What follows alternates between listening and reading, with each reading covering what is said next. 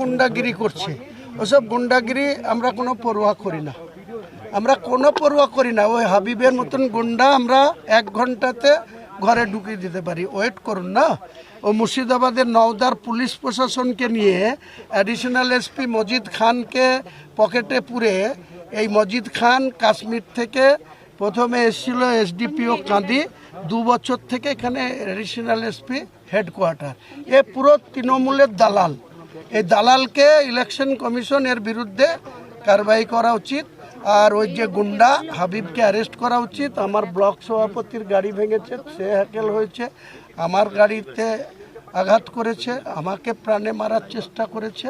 আমার central force security deploy আছে, তার জন্য আমি প্রাণে বেঁচে গেছি। আপনি কমিশনকে অভিযোগ জানাবেন? নিশ্চয় জানিয়ে দিয়েছি, অলরেডি মেল করেছি, সেন্ট্রাল ইলেকশন কমিশনের কাছে অভিযোগ করেছি, স্টেটের ইলেকশন কমিশনের চিফ মনোজ আগরওয়ালের কাছে অভিযোগ করেছি। সারা অভিযোগ করা হয়েছে, কি করে দেখা যাক। এই ভোটের মাঝে বাবরি মসজিদ স্থলে কেন? बाबरी मस्जिद तो वो तो झूठ बात बोल रहा है टीएमसी, ये बाबरी मस्जिद नहीं बन पाएगी। वो स्वराष्ट्र मंत्री अमित शाह भी बोले बाबरी मस्जिद नहीं होगी। आप देख लीजिए ना सरोजमीन में बाबरी मस्जिद का क्या वाल हो रहा है। कोई कभी इतना सारे वाल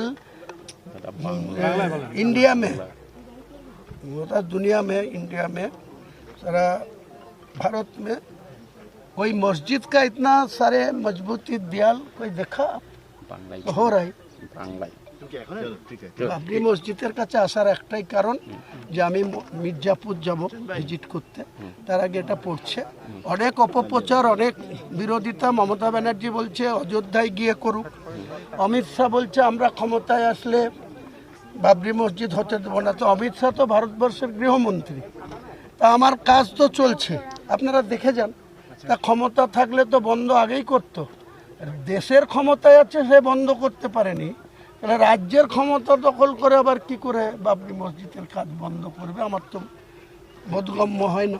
যদি নির্বাচন বিধি ভঙ্গের অভিযোগ আনে যে মসজিদ স্থলে এসেছেন বলে, যে আমি কারো বাপের জায়গায় যাইনি, এটা আমার নিজের খরিদ করা, পারচেজ করা আমার চার্ট। যে ট্রাস্ট আছে, সেই ট্রাস্টের 13 বিঘি জায়গা প্রায় 9,35,00,000 টাকা দিয়ে খরিদ করা হয়েছে। সেই খরিদকৃত জায়গায় দাঁড়িয়ে আছি, কারো বাপের ক্ষমতা থাকে তো কিছু করে।